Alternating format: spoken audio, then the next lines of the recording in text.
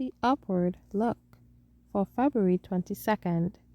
The reading is entitled, Christ lived a life of humble obedience. Though he were a son, yet learned he obedience by the things which he suffered, and being made perfect, he became the author of eternal salvation unto all them that obey him. Hebrews 5 verses 8 and 9. Christ came to our world and lived in the home of a peasant.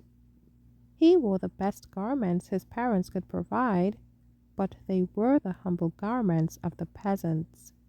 He walked the rough paths and climbed the steeps of the hillsides and mountains. When he walked the streets, he was apparently alone, for human eyes did not behold his heavenly attendants.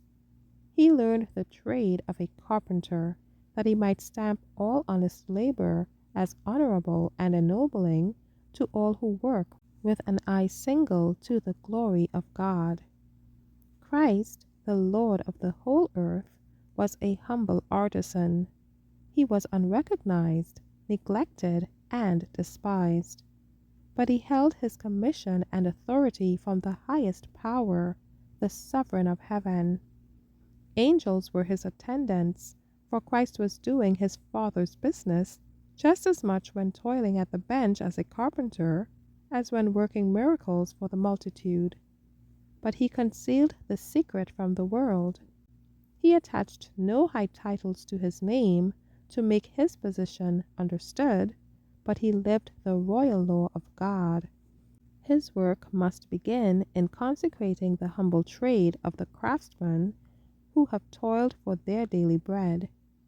Had Christ passed his life among the grand and the rich, the world of toilers would have been deprived of the inspiration which the Lord intended they should have.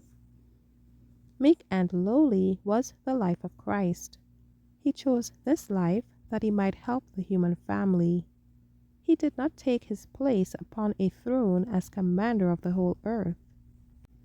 He laid aside his royal robe. He laid off his kingly crown, that he might be made one of the human family. He took not on him the nature of angels. His work was not the priestly office after the appointments of men.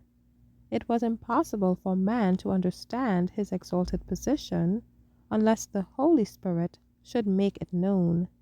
For our sake, he clothed his divinity with humanity and stepped down from the royal throne. He resigned his position as commander in the heavenly courts, and for our sakes became poor, that we, through his poverty, might be made rich. Thus he hid his glory under the guise of humanity, that he might touch humanity with his divine, transforming power.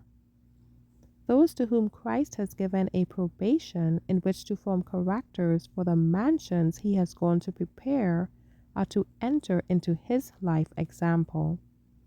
Prepare to meet thy God in peace.